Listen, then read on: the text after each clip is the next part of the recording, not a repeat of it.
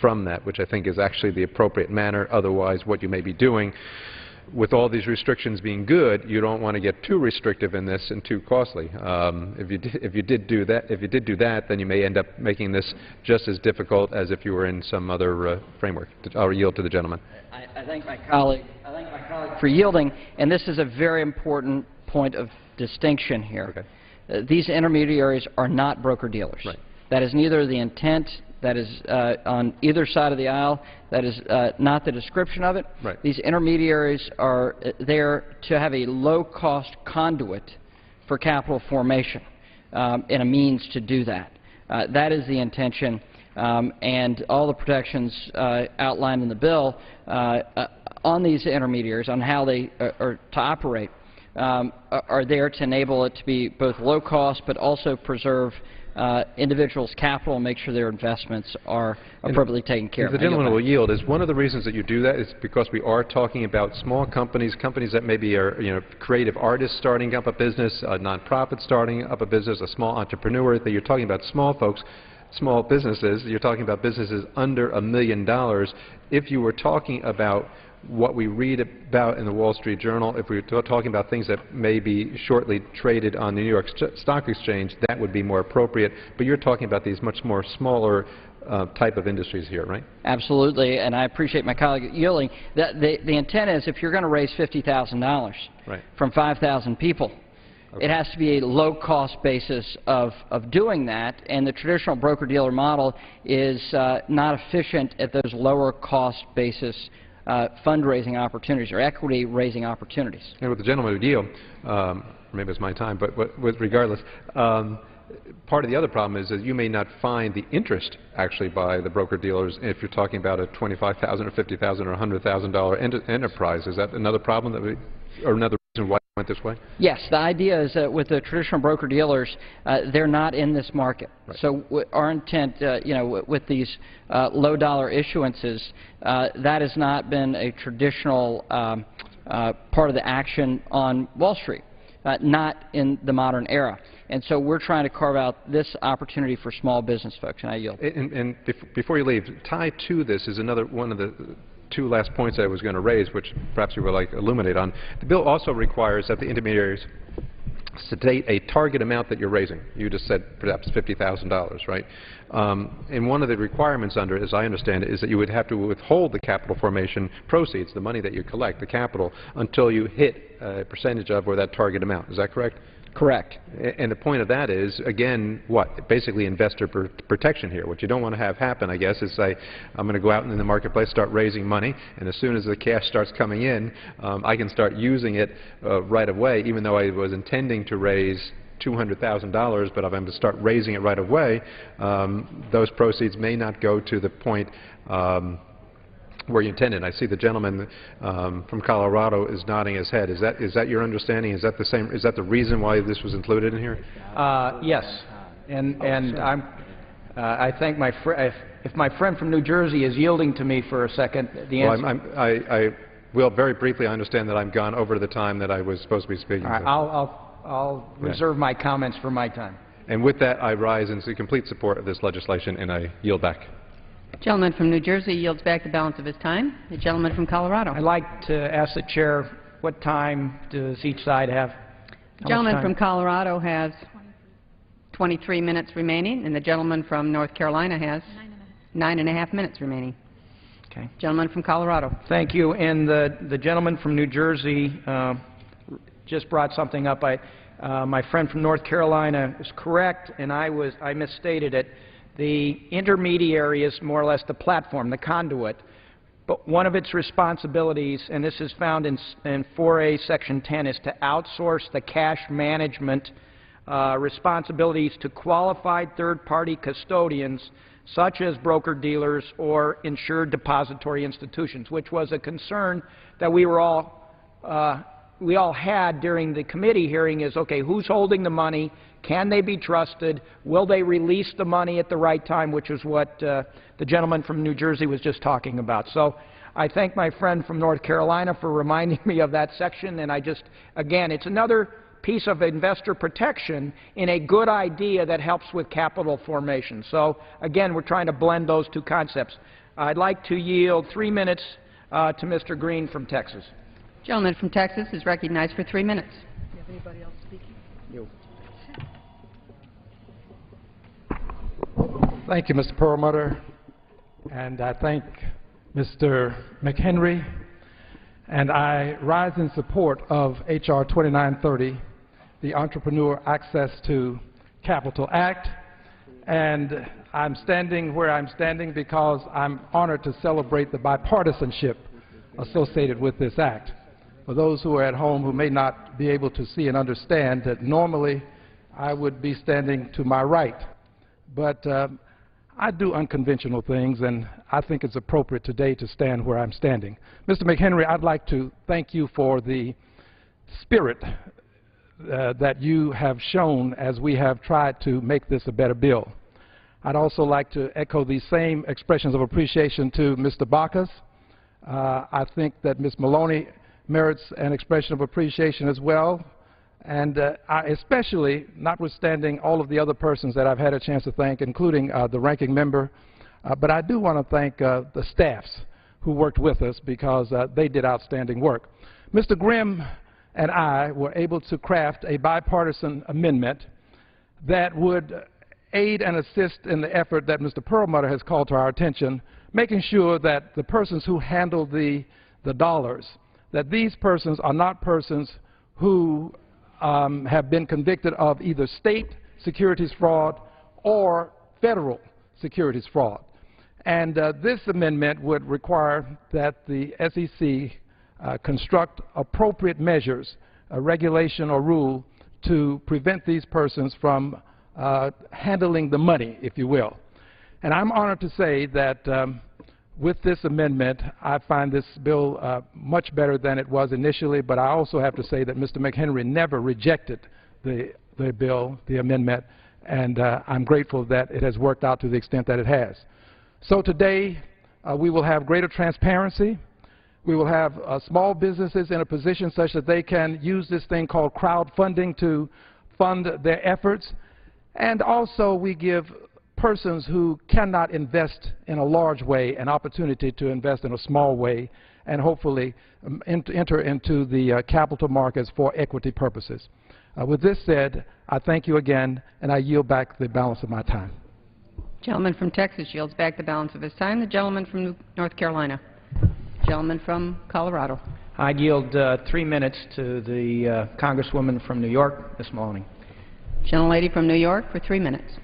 I thank the gentleman for yielding and for his outstanding work on this bill and so many others. I first of all want to thank Ranking Member Waters and Ranking Member Frank for their hard work on this bill, and to commend Ranking Member Frank for his outstanding leadership on the Dodd-Frank regulatory reform bill. I also applaud the leadership of Chairman Baucus and Chairman Garrett, and my colleague, Mr. McHenry from the great state of North Carolina, for his work on this really new idea in capital formation, and for working so well and being so open to Democratic ideas, and worked in a very professional way with the Democratic staff and members' staff and members, and literally in some form or another accepted every Democratic amendment, which I think is a first. So we are grateful for that. Crowdfunding is a way for small startups to raise capital through the Internet. Investors use these websites to come together, and on the Internet they are able to raise lower dollar amounts to help enterprises get off the ground.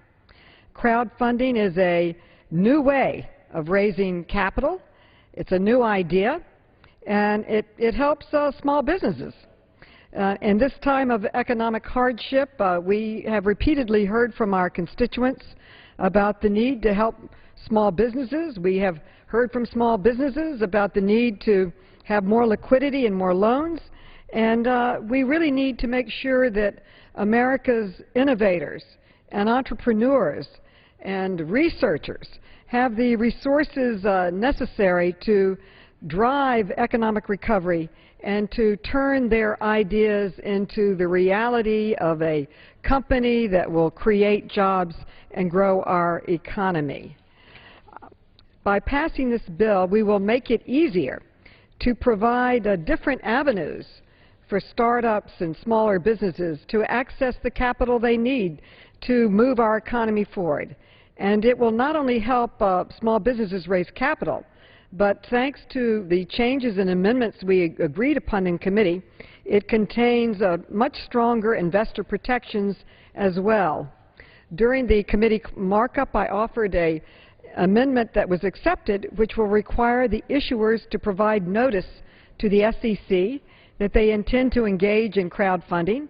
The SEC must then make that notice available to the state securities regulators, and with that knowledge, the states can ensure and better protect investors, and it's strengthening really investor protection and really enforcement. The manager's amendment, I ask for an additional minute or 2 minutes. I would yield a minute to the lady. Gentleman is recognized for an additional 1 minute. Amendment agreed to in the committee will empower the SEC with additional safeguards to make crowdfunding safer for investors. It was literally a joint Democratic and Republican amendment, and I am very glad we were able to work together to make this a better bill. And I'm really happy about this bill because New York is a center for innovators, and many people come from all around the world to build their ideas, and this bill will help them do it.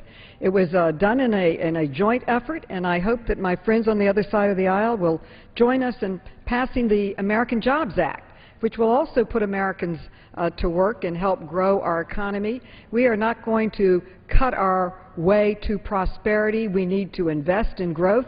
The Americans Jobs Act invests in our infrastructure and our workers and innovation. It helps build the American dream, and so I hope my colleagues will join with us in passing that important bill too. I urge my colleagues to support this bill. Gentlelady's time's expired. The gentleman from North Carolina. I yield myself 20 seconds. Gentleman's recognized. I thank my colleague from New York for improving this legislation and for her staff working so diligently with my staff and the staff on the committees as well. Very wonderful and constructive process. I think this is a better bill, and I hope the Senate can take it up and pass it and send it to the President. And with that, I yield back.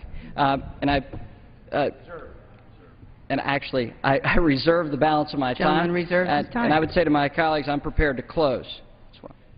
Gentleman from Colorado. Did you say you're prepared to close? No more speakers? No more speakers. Okay.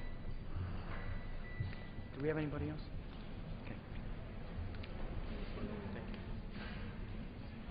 Gentleman from Colorado is recognized. Thank you, Madam Chair. If I could have one.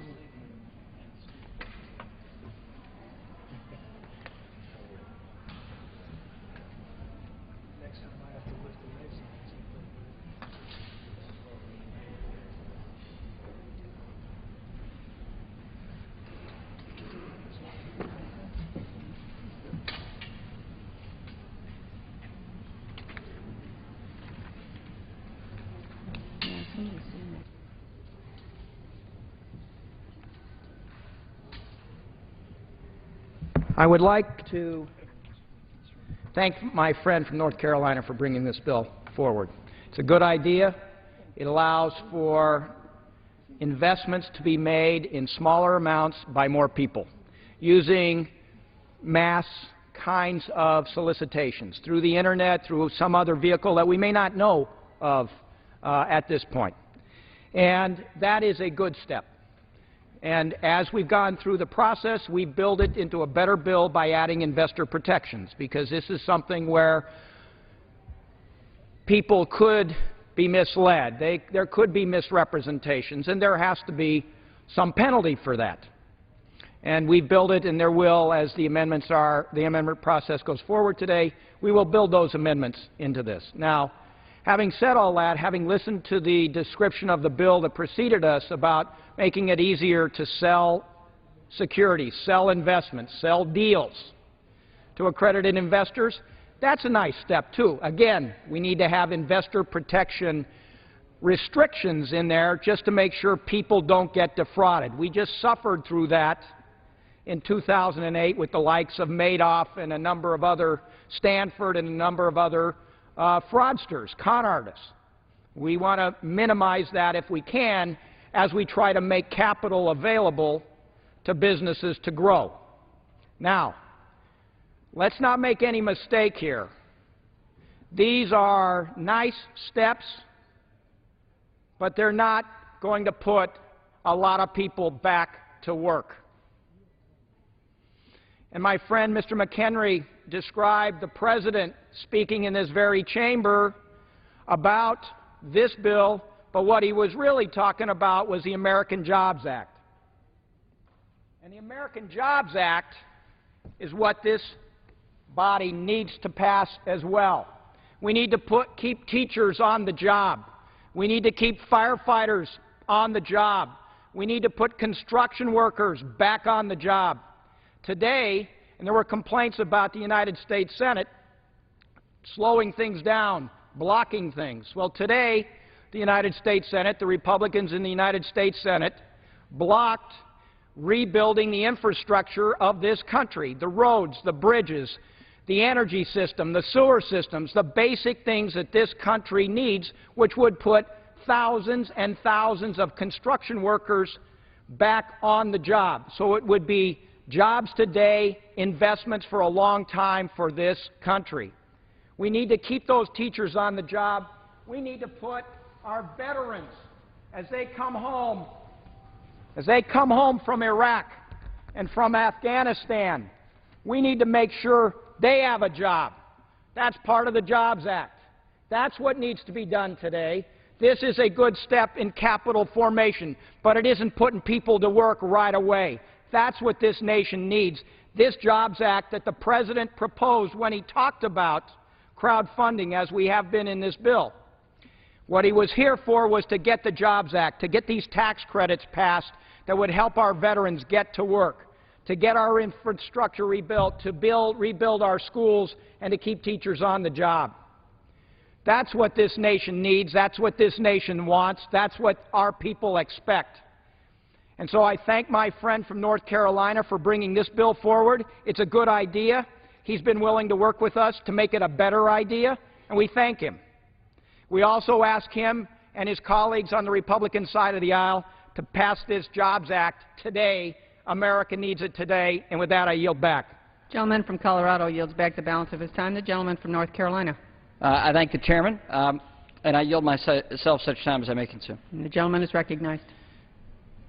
The Entrepreneur Access to Capital Act is about giving entrepreneurs the power to raise money, to raise equity stakes in their business or their business idea, to grow their business or create a new business. That's really what this is about. And the legislation we have here on the floor today. I know some of my colleagues, some people talk about the Internet as just a series of tubes, or they refer to the Internet as the Internets or something like that. But we understand, and my colleagues understand, that the Internet can be used in a positive way, in an absolutely positive way. That with a website like eBay, you have individuals exchanging goods that don't know each other, but they can tell their reputation.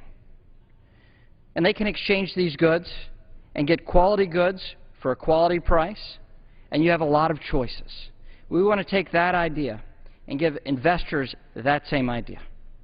We have crowdfunding websites in the United States today. They help raise money for musicians or artists. And what the artists do is say, you know, if you invest in my ability to go into the studio and record an album, or whatever they call it, I'll give you the first download, or I'll give you the first CD. And so you have folks pony up $50 or $25 for their favorite band. You have folks that are raising money, folks that have a bakery, and they say if you contribute a few bucks, you'll get 6 whoopie pies.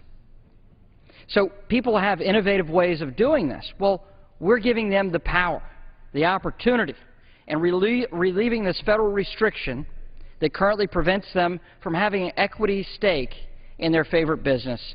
their favorite idea, their local coffee shop or their bakery, their favorite band, or even the next Facebook. These are the opportunities that we're going to be able to give investors. We have fraud protection in this legislation, crafted in a bipartisan way.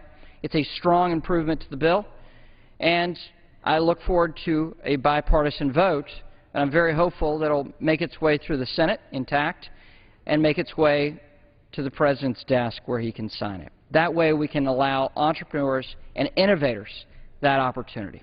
We take the best of microfinance and the best of crowdsourcing and combine them in this legislation. It's a positive thing. And we can work together on important matters of creating jobs. And we have, and this is a first step. And I certainly appreciate my colleagues' willingness to work to improve the bill and to bring us to this day. And with that, I yield back the balance of my time. Gentleman yields back the balance of his time. And all time for general debate has expired. Pursuant to the rule, the amendment in the nature of a substitute printed in the bill shall be considered as an original bill for the purpose of amendment under the 5-minute rule and shall be considered read. No amendment to the committee amendment is in order except those printed in Part A of House Report 112 through 265. Each such amendment may be offered only in the order printed in the report by a member designated in the report, shall be considered read, shall be debatable for the time specified in the report, equally divided and controlled by the proponent and an opponent, shall not be subject to amendment, and shall not be subject to a demand for division of the question. It is now in order to consider Amendment Number 1, printed in Part A of House Report 112 through 265. For what purpose does the gentleman from North Carolina rise? I'd like to recognize myself for such time as I may consume. Gentleman has an amendment. I have an amendment at the desk. The clerk will designate the amendment. Amendment Number 1, printed in Part A of House Report Number 112-265, offered by Mr. McHenry of North Carolina. Pursuant to House Resolution 453, the gentleman from North Carolina, Mr. McHenry, and a member opposed will each control 5 minutes. The gentleman from North Carolina is recognized. I thank the Chair. This is primarily a technical amendment based on post-markup feedback from the staff of the Securities and Exchange Commission. The final language has been negotiated between my staff and the majority and minority staff on the Financial Service Committee. The more substantive changes made to this amendment include requiring the issuer to state a target offering amount and a deadline to reach the target offering amount, requiring the Commission to provide a notice upon completion of the offering, which shall include the aggregate offering amount and the number of purchasers, clarifying the disqualification provision to ensure that both issuers and intermediaries, as well as their predecessors, affiliates, officers, directors, or persons affiliated or fulfilling similar roles, are disqualified from the exemption established in this bill should they have a history of committing securities fraud. I appreciate the SEC staff lending their technical expertise to this amendment and the bipartisan effort from both the majority and minority committee staff to further improve the final bill. And with that, I retain the balance of my time. Gentleman reserves his time. Any member seek time in opposition? From North Carolina? I yield back. The gentleman yields back. The question is on the amendment. Those in favor will signify by saying aye. Opposed say nay. The opinion of the Chair, the ayes have it. The ayes have it. The amendment is agreed to.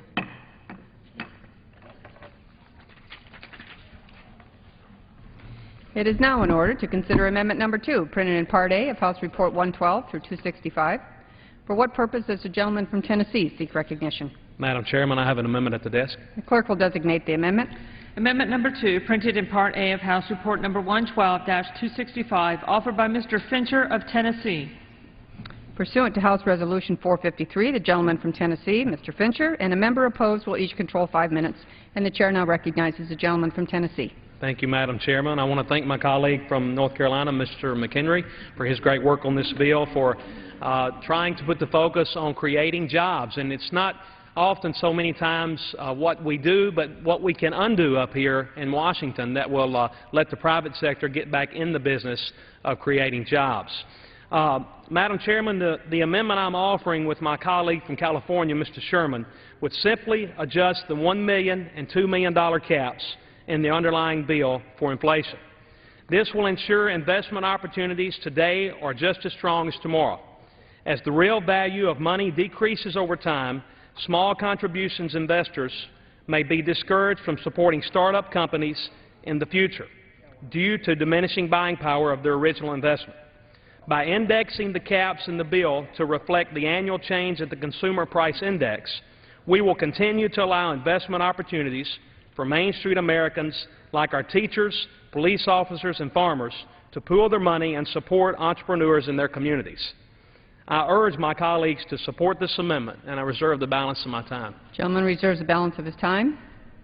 Any members seek recognition in opposition? Gentleman from Tennessee. I yield my colleague from North Carolina. Gentleman from North Carolina. I thank the gentleman from Tennessee for offering this amendment and offering a bipartisan amendment. This is a good government amendment. The old adage is $1 million isn't what it used to be. Well, $1 million when Reg D 504 of the SEC, the Securities Act of 33, I'm sorry, the Securities and Exchange Act of 34 had $1 million exemption that was put in place in 1982. That $1 million would be $2.4 million today. So it can show you just in a short period of time, 30 years, the impact of inflation. I appreciate my colleague for offering this amendment. It's a very good amendment, and I certainly appreciate you representing the good folks of Tennessee. Thank you. I yield back the balance of my time. Thank you. Gentleman yields back the balance of his time. The question is on the amendment offered by the gentleman from Tennessee. All those in favor will signify by saying aye. Aye. Opposed, say nay. The opinion of the chair is the ayes have it. The ayes have it. Amendment is agreed to. 1 second. Yeah.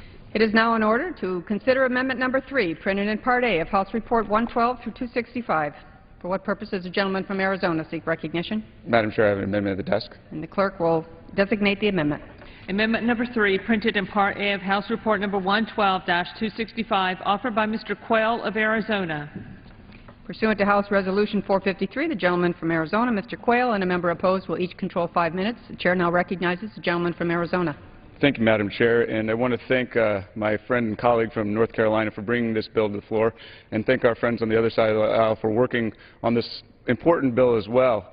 Madam Chair, this is a common-sense amendment that will make it easier for American companies to raise capital and to expand and to hire more workers. I support the gentleman from North Carolina's legislation, which removes an unnecessary barrier to allow startups and small businesses to raise capital through individual investments up to $10,000 or 10% of an investor's income. My amendment would simply index this individual investment cap to inflation. Entrepreneurs and new businesses play a vital role in advancing both job creation and innovation in our country. Over the last 3 decades, new businesses have created nearly 40 million jobs and have been responsible for nearly all net new job creation. Unfortunately, the environment for new businesses has grown increasingly unfavorable. In the past 3 years, the number of new businesses launched has fallen 23%. Capital investment in startup companies has decreased, and far fewer small companies are holding initial public offerings. Madam Chair, too often when legislation is not indexed to inflation, Congress must go back and amend current laws. For instance, $10,000 in 1980 would actually be $27,535 today. The need for small businesses to have access to capital is constant. It makes sense that as the value of the dollar fluctuates over time, we should adjust the investment cap accordingly. This amendment will promote economic growth at no cost to the taxpayer. I support H.R. 2930, and I urge my colleagues to support this pro-growth amendment. Thank you, and I reserve the balance of my time. Gentleman from Colorado. Thank you, Madam Chairman. I claim time in opposition, although I'm not in opposition. Without objection, the gentleman from Colorado recognized for 5 minutes. And I want my friend from New York to catch her breath, so that's why I'm going to claim time in opposition. But I do have a question, and in 2008, when the stock market crashed, when we saw home prices drop like a rock, when people lost their job, we experienced over a several-month period deflation, not inflation, deflation. Under this bill, under the amendments, both the preceding one as well as the amendment by my friend from Arizona, when I look at it, I think it also, if the price goes down, this could also shrink. I'd yield to my friend from North Carolina. I thank my colleague for bringing this up, and it is a great concern. I didn't have the opportunity to say I do, in fact, support the gentleman's amendment. I appreciate him offering it. It's a very thoughtful amendment. I believe, looking at this, when you have it on an annualized basis, that does actually allay some of those concerns. But I think you and I agree that when we don't address some of these securities laws as frequently as we should to update with technology and what happens in the market, that we should have in place these measures to ensure that Congress's intent is followed even 20 years from now and can keep pace with what is reasonable in the marketplace. I think your concern is actually a very interesting one, and I'd be happy to talk with the gentleman more about ways that we can update securities laws to deal with some of these struggles. Okay. Reclaiming my time, I thank my friend from North Carolina, and we have no opposition to this amendment. We urge its adoption and yield back my time. Gentleman from Colorado yields back the balance of his time. Gentleman from Arizona. To the gentleman from North Carolina. Gentleman from North Carolina. Thank you, Madam Chair. I want to thank my colleague from Arizona, Mr. Quayle, for offering this amendment. It's a very sharp amendment, very thoughtful approach to securities law, very thoughtful approach to crowdfunding and the idea of allowing investors the same opportunities, the average everyday investor, the same opportunities that high net worth individuals enjoy in this country. I thank the gentleman for working on job creation and job growth, and with that I yield back. Gentleman from Arizona. I yield back. Gentleman yields back. The question is on the amendment offered by the gentleman from Arizona, and those all in favor will signify by saying aye. Those opposed will say no. The opinion of the chair is the ayes have it. The ayes have it. The amendment is adopted. It is now in order to consider Amendment Number 4, printed in Part A of House Report 112 through 265. For what purpose does the gentlelady from New York Madam seek Chair, recognition? I have an amendment at the desk. The clerk will designate the amendment. Amendment Number 4, printed in Part A of House Report Number 112-265, offered by Ms. Velasquez of New York. Pursuant to House Resolution 453, the gentlewoman from New York, Ms. Velasquez, and a member opposed will each control 5 minutes. The chair now recognizes the gentlelady from New York. Thank you, Madam Chair. I yield myself as much time as I may consume. And the gentlelady is recognized. In order for entrepreneurs to continue to fulfill their traditional role as job creators, it is essential that they have access to the capital they need they rely upon as fuel for innovation and economic expansion. Crowdfunding represents a promising new tool for this purpose. But in order to realize its full potential, investors who buy these securities must be able to make fully informed decisions. My amendment will make this possible by requiring crowdfunding intermediaries to disclose how they are compensated. Despite its relatively recent emergence, crowdfunding shares many characteristics with ordinary stock investing. In this marketplace, however, websites and social media will fill the role of brokers and dealers. They will act as a conduit between stock insurers and ordinary investors. Unlike stockbrokers, these intermediaries may be paid by commission, flat fees, or subscription. Depending on their compensation structure, however, intermediaries may have an incentive to advertise the ideas that provide them with the most money, rather than what makes the most investment sense. This not only puts ordinary investors at risk, but also undermines the entire premise of crowdfunding, which is supposed to promote those ideas that have the most merit. Compensation disclosure is not without precedent. It is currently required by all securities brokers and dealers. This transparency provides investors with the vital information necessary to have the confidence that their investment decisions are prudent. Furthermore, these disclosures take nothing more than a few lines on an offer sheet or a quick phone conversation. This is a simple, common-sense amendment that will help ordinary people make informed investment decisions as this new industry evolves. If intermediaries are going to fill the role of brokers and dealers in crowdfunding operations, it only makes sense that just like others in the investment industry, they should be subject to similar requirements to protect the investors they will solicit. I urge members to vote yes on the amendment, and I reserve the balance of my time. Gentlelady from New York reserves the balance of her time. The gentleman, for what purpose does the gentleman from North Carolina rise? To claim time in opposition. Gentleman is recognized. Thank you, Madam Chair. Unfortunately, I have to oppose this amendment.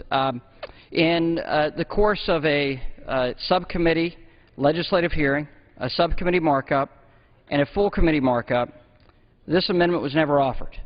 My colleague from New York serves on the Financial Services Committee. As my other colleagues have mentioned, I worked diligently across the aisle to incorporate every idea my colleagues from across the aisle had. They've incorporated it into this bill. It's a better piece of legislation because of it. My colleague had the opportunity at full committee markup to offer this amendment and didn't. We heard at the subcommittee capital formation and crowdfunding hearing on the Capital Market Subcommittee. I attended that, and all members of the Financial Services Committee that were there that day were allowed to participate. None of the witnesses raised the compensation disclosure as a precondition to create successful crowdfunding securities offerings. My colleague did not participate in the hearing, and when the subject matter of the amendment could have been raised with a panel of capital formation experts, it was not raised. This is an interesting amendment. What we have in this legislation is an enormous amount of investor protection. We want crowdfunding intermediaries to be able to compete with one another and to innovate and to offer the best platform and technology for both issuers and investors. Our belief is that businesses will be able to work with different intermediaries. If they don't see an intermediary that fits with their cost structure or the cost basis they see fit, they can be their own intermediary. That's how the bill is constructed. This amendment doesn't work technically with the construct of that, but by forcing intermediaries to disclose the compensation structure to potential investors, we believe it will have a chilling effect on competition in the market and the participation of potential intermediaries in this mode.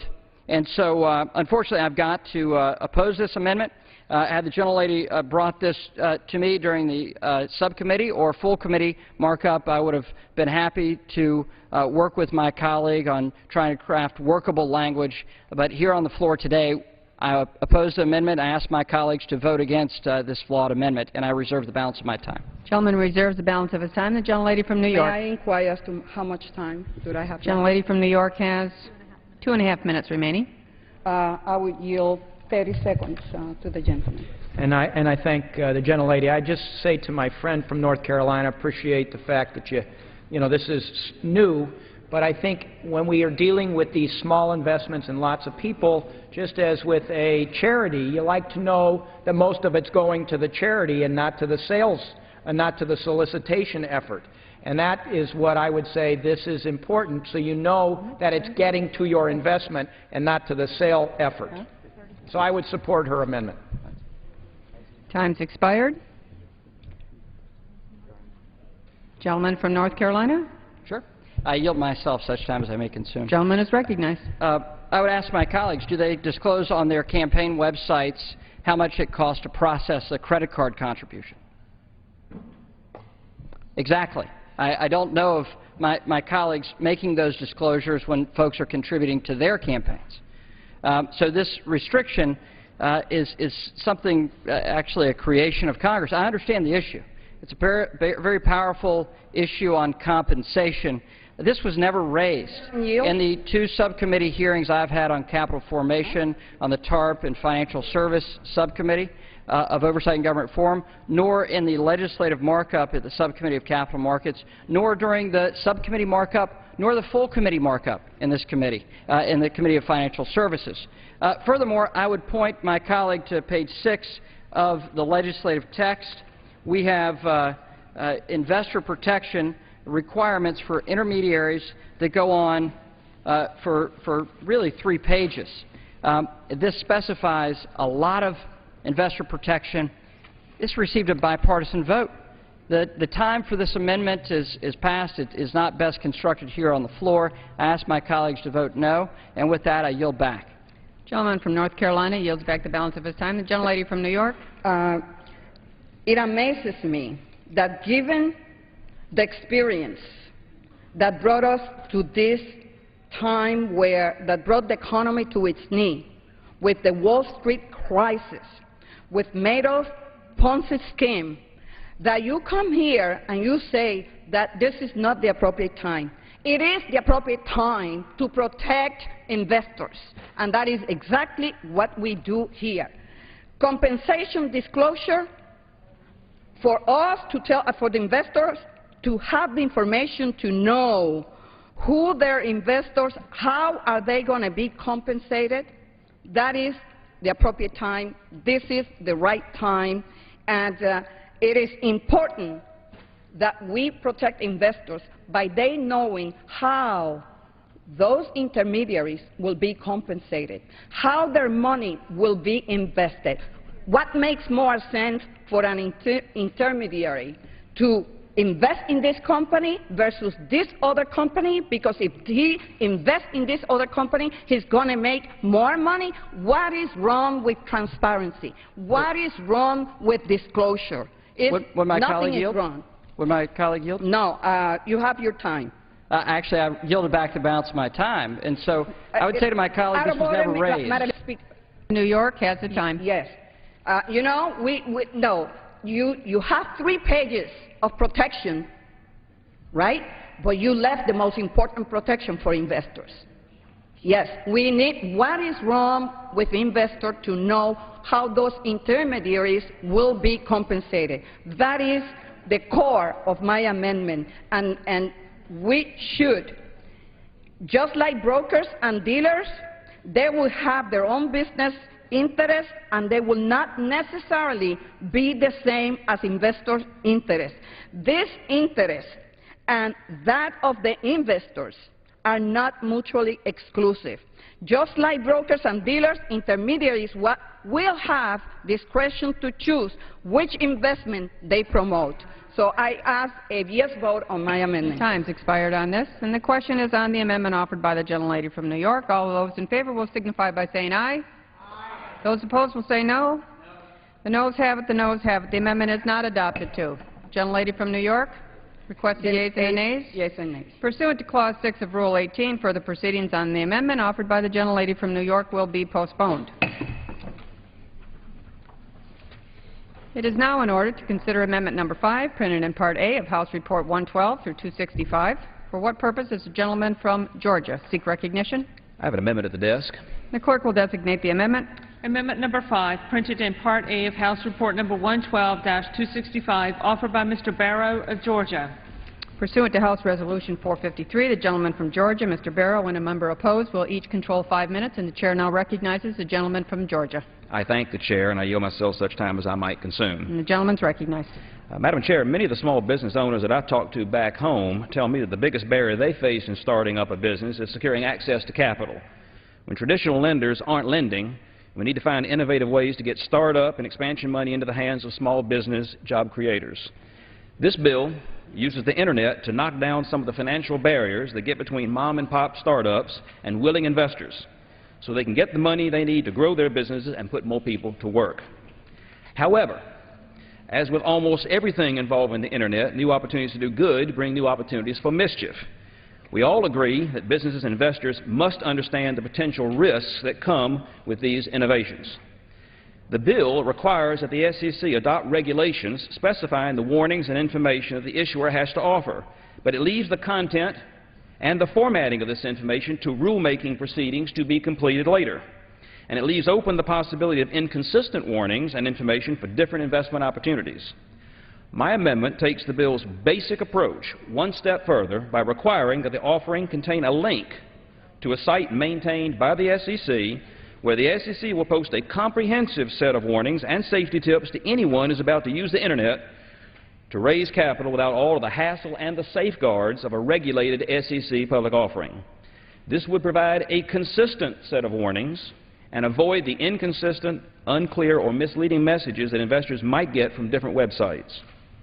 Madam Chair, a word to the wise is sufficient, but too many words can obscure the information that folks really need. My amendment offers something better than a word, a link to the information that we all agree that investors should have available to them before they put their money down. Investors don't have to read it, and they don't have to heed it, but it's there, and that's the least that we should do.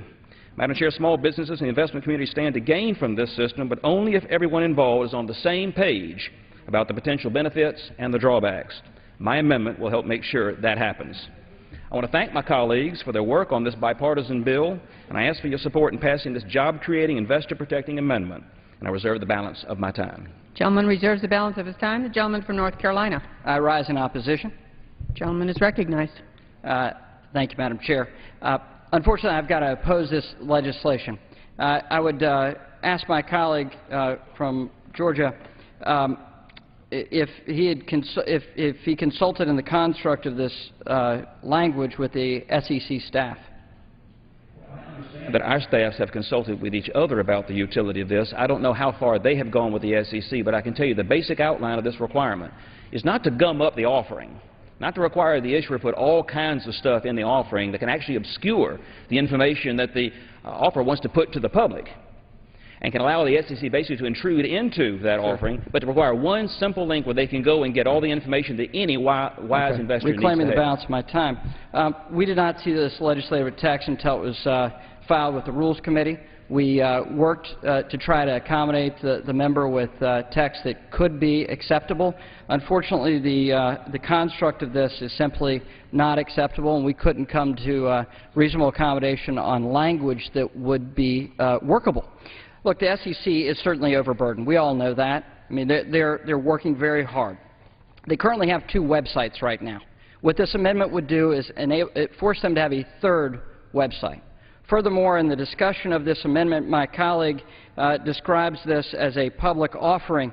The crowdfunding legislation described here is an exempt offering, very different in nature than a public offering, and it is exempt from the SEC regs.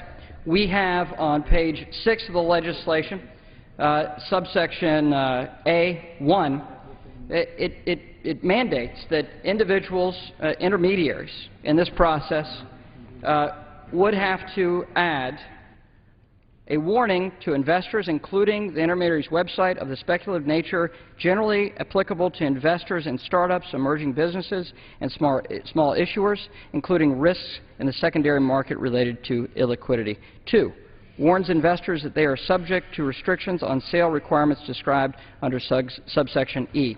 This was as well as I've got additional number 6, requires each potential investor to answer questions demonstrating competency, and A, recognition of the level of risk generally applicable to investments in startups, emerging businesses, and small issuers, B, risk of illiquidity, and C, such other areas as the Commission may determine appropriate. This is this part of the legislation, my staff, as well as the staff of the Financial Services Committee, a Democrat and Republican, as well as the staff of Ms. Maloney and Ms. Waters, crafted this language in a very balanced way. We've included those concerns. Unfortunately, the language before us today is deeply flawed, and with the nature of securities laws as they are in this country and in the world for that matter, we want to make sure it has the appropriate balance, that it's been thoroughly vetted through counsel, and actually has agreement. And that is why this amendment is deeply flawed, and I oppose it. And with that, I retain the balance of my time. And reserves the balance of his time. The gentleman from Georgia. Thank you, Madam Chair. I yield myself such time as I may consume. Gentleman is recognized. I understand the gentleman to be concerned about the distinction between this type of offering and a public offering, and I wish to remind him, perhaps that wasn't clearly understood. The point we're trying to make here is an exempt offering that does not have all of the rigmarole and the hassle and the fine print and all of the safeguards that go along with a public offering. It is because we're trying to provide the ease and convenience of an exempt offering while still providing the necessary information that folks have to have, that we all are concerned about the investment warnings that the gentleman thinks we need to have in the bill. I agree with that. This is not a public offering. What we're trying to do, though, is to make sure that we don't exempt folks from having the information they might need to have before they make an investment in this entirely new and heretofore unregulated marketplace. The gentleman's also concerned about the fact that there's yet another website. We're just talking about a page here that can be readily linked, so the person looking at the information that the issuer wants to make available to the public, they can just hit on one link and they can go someplace else immediately and get all the information that they need or the information they don't need. They can read it or not read it. Will the gentleman yield? Yes, sir. The legislative text on line 4 specifies establish a website. Yeah. And it's not a web page. In the internet, in the World Wide Web, can be just one page that can have all the information that you need. Okay. And reclaiming my time, the main concern that I've got is that the investment protections the gentleman refers to in the bill suffer from the problem of being both over-inclusive and under-inclusive. On the one hand, it gives the SEC comprehensive authority to require that certain information be made available and the person be tested and answer questions on the information that the SEC requires that they demonstrate competence on. This could suffer from under-inclusion if the SEC doesn't ask or insist that the person have the most minimal information. It could be incredibly over-inclusive if the SEC wants to use the authority given by the bill as written to require that the investor demonstrate competence on 1,000,000 things. Just think of the terms and conditions in the typical software download program, and if someone's got to answer a question about every sentence in there, you can actually give the SEC the authority, and you're kind of inviting them to go into this offering and to require competence on all kinds of stuff the person doesn't need. Oftentimes, as Emerson said, a glimpse reveals what the gaze obscures. What I think folks need to have is a direct link that takes them to the information that anybody ought to have, and they can read it or not read it. They can heed it or not heed it. But it won't gum up the offering. It won't get between what the issuer wants to make available in order to make the sale and the information the person needs to have in order to decide whether or not this is the right place for them to make this kind of investment. And with that, I reserve the balance of my time. Gentleman reserves the balance of his time. The gentleman from North Carolina. May I inquire of the chair the remaining time on both sides? The gentleman from North Carolina has 1 3/4 minutes remaining, and the gentleman from Georgia has 30 seconds remaining. The gentleman from North Carolina. With that, I yield myself the balance of my time. Gentleman's recognized. I certainly appreciate my colleague's intent, but I'm simply uncomfortable with requiring facilitators or these intermediaries that we create in this legislation of what is an exempt offering under securities law to actually link to the SEC's website. It gives the stamp of approval of sorts, it seems to me, of this exempt offering. It actually might create more confusion, not necessarily by the gentleman's intent, but by the design of the legislation before us, by the legislative text that we have here in his amendment. And unfortunately, that is not helpful. Actually, it would be hurtful to this matter, and that's why I have to oppose it. Now, I am hopeful that when this legislation is signed into law by the President, that the Securities and Exchange Commission of Office of Education and Investor Advocacy would create an investor alert, which is their standard process regarding crowdfunding investments, like the SEC did with a microcap stock, a guide to investors, which is available on the SEC's existing website. And that's the concern here. We want to make sure that this is done appropriately. We currently are operating in securities law that originated, over 75 years ago, or roughly 75 years ago. So we want to make sure we get this right. Unfortunately, this amendment is ill-crafted, and that's why we have to oppose it. I yield back the balance of my time. Gentleman yields back the balance of his time. And the gentleman from Georgia. I thank the Chair. I yield myself the balance of my time. Gentleman's recognized. I thank the gentleman for his discussion and for his good faith effort to try and reach an understanding of how we can make the investment information more meaningful. I'm concerned, too, about the stamp of approval, the so-called good housekeeping seal of approval someone might get from finding something that's heretofore highly regulated, available now in a totally brand new marketplace. I'm concerned about the opposite impact, that not having the right information in the hands of the investor can serve as a good housekeeping seal of approval of what's in front of them now. As written, the bill allows the SEC to prescribe all kinds of information that the person has to demonstrate a competence in. My bill would do a lot better than that. It would get the SEC out of the conversation, provide a link where a person can go someplace else and see what it is they need to see if they want to see it without getting between the issuer and the customer. And with that, I yield back the balance of my time. Gentleman yields back the balance of his time. The question is on the amendment offered by the gentleman from Georgia. All those in favor signify by saying aye. Aye. Opposed will say no. The opinion of the chair is the noes have it, the noes have it. The amendment is not adopted. Madam Chair, I ask unanimous consent to submit for the record the Statement of Administrative Policy from the Executive Office of the President dated November 2nd, 2011. Gentleman's request will be covered under general leave. Thank you. It is now in order to consider Amendment Number 6, printed in Part A of House Report 112 through 265. For what purpose does the gentleman from Colorado seek recognition? I have an amendment at the desk. And the clerk will designate the amendment. Amendment number 6, printed in Part A of House Report number 112-265, offered by Mr. Perlmutter of Colorado. Pursuant to House Resolution 453, the gentleman from Colorado, Mr. Perlmutter, and a member opposed will each control 5 minutes, and the chair now recognizes the gentleman from Colorado. Thank you, Madam Chair. This is the amendment we've been visiting about over the course of this bill. And what it does, the structure of the bill is such that it solicits an issuer can solicit small investments via the Internet or some other mass type of media, and that solicitation then, a notification is made to the Securities and Exchange Commission. Once that notification is made, then notice of the solicitation on the Internet, this crowdfunding, so to speak, is then given to each state so that the state regulators, the state enforcement authorities are given notice of this solicitation, of this crowdfunding request for sale of securities. The amendment that Mr. McHenry and I have prepared makes sure that when the states get this notice, they can use their police powers, their enforcement authority, to make sure that the issuer or anyone involved with the solicitation, anyone involved with this crowdfunding, which is being used across the Internet, the laws can be enforced to stop any kinds of fraud, defalcation of funds, embezzlement, misrepresentation, any kinds of bad acts related to the solicitation under the crowdfunding. This applies to both the issuer, any intermediaries, anybody holding the funds will still be subject to the police powers of the state.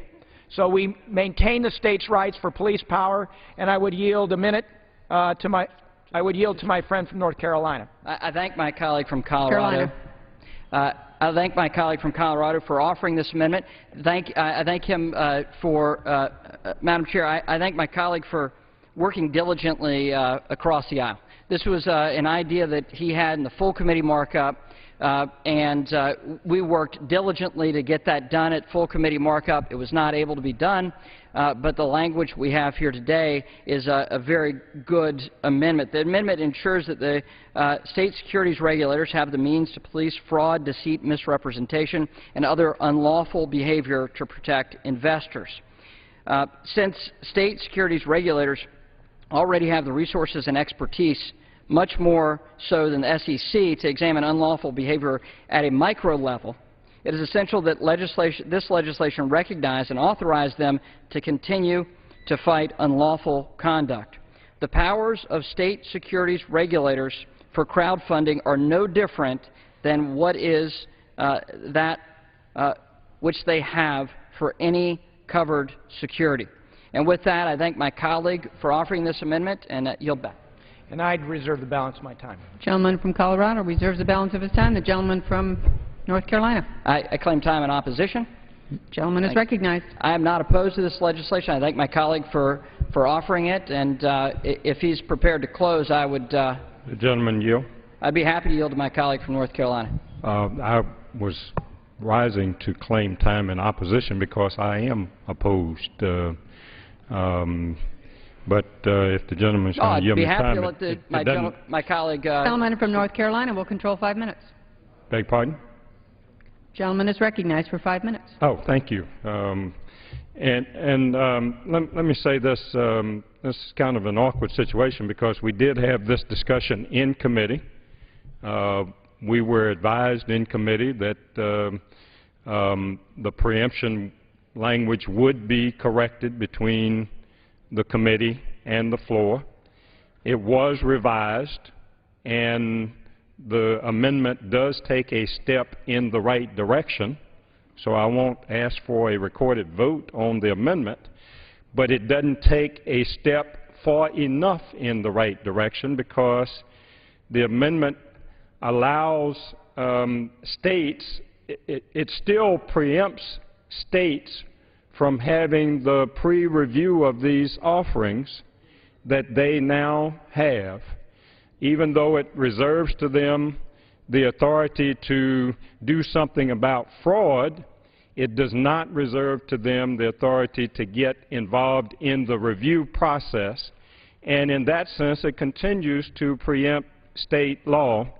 So I want to applaud my friends, both Mr. McHenry and Mr. Perlmutter, for making a step in the right direction, but this still preempts state law, and states ought to have the prerogatives to be involved in this. The state of North Carolina, from which Mr. McHenry hails, the Secretary of State is adamantly of the opinion, and I agree with her, that this amendment does not go far enough. When we get back into the full House and I can offer a letter into the record, it will note that the North American Securities Administrators Association does not think the amendment goes far enough to protect states' rights. And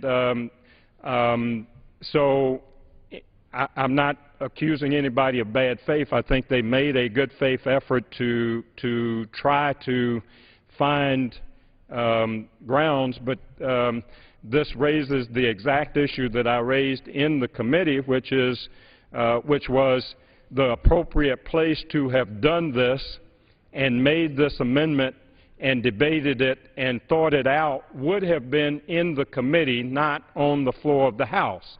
And when you leave it to just a couple of individuals to work out something between committee and the floor of the House, sometimes it doesn't get to where people would like for it to be. And with that, I reserve the balance.